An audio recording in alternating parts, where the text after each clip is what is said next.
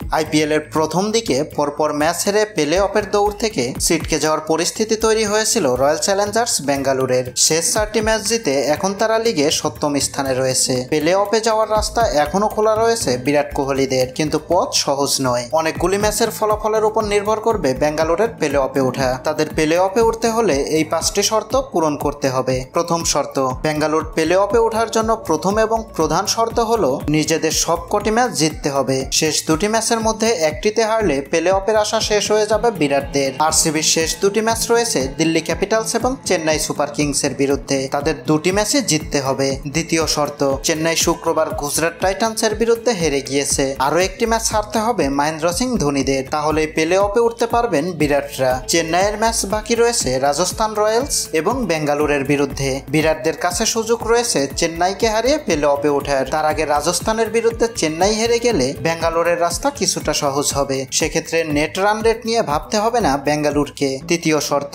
Play অফের দৌড়ে রয়েছে লখনৌ সুপার জায়ান্টসও। তারা পেয়েছে 12 ম্যাচে 12 পয়েন্ট। 16 পয়েন্টে পৌঁছানোর সুযোগ রয়েছে লখনৌয়ের। শেষ 2টি ম্যাচ তাদের খেলতে হবে দিল্লি এবং মুম্বাইয়ের বিরুদ্ধে। লখনৌকে এই 2টি ম্যাচের একটিতে হারতে হবে, তাহলে বেঙ্গালুরের প্লে অফে ওঠার সুযোগ থাকবে। প্লে অফে ওঠার সুযোগ রয়েছে দিল্লিরও, তাদেরও রয়েছে 12 পয়েন্ট। লখনৌ এবং বেঙ্গালুরের বিরুদ্ধে ম্যাচ রয়েছে দিল্লির। বেঙ্গালুরু নিজেদের বাকি সব কটি ম্যাচ জিতলে দিল্লির পক্ষে প্লে অফে ওঠা কঠিন হবে। লখনৌ বনাম দিল্লি ম্যাচে যে দল হারবে তাতেই লাভ হবে বেঙ্গালুরু, কারণ এই 2টি দলই প্লে অফে ওঠার লড়াই রয়েছে। তবে লখনৌ যদি দিল্লিকে হারিয়ে দেয় এবং নিজেরা মুম্বাইয়ের বিরুদ্ধে হারে, তাহলে আরও বেশি লাভ হবে বেঙ্গালুরের, কারণ দিল্লির নেট রান রেট লখনৌয়ের থেকে ভালো। বেঙ্গালুরের কাছে সুযোগ রয়েছে লিগ তালিকায় 3 নম্বরে উঠে আসারও। সেক্ষেত্রে সানরাইজার্স হায়দ্রাবাদকে নিজেদের বাকি সব ম্যাচ হারতে হবে। তাদের শেষ 2টি ম্যাচ গুজরাট এবং পাঞ্জাবের বিরুদ্ধে। উপরের সব শর্ত যদি পূরণ হয়, তাহলে 3 নম্বরে থাকার লড়াই হবে হায়দ্রাবাদ এবং বেঙ্গালুরের মধ্যে। সেক্ষেত্রে নেট রান রেটে এগিয়ে থাকা দলই থাকবে 3 নম্বরে।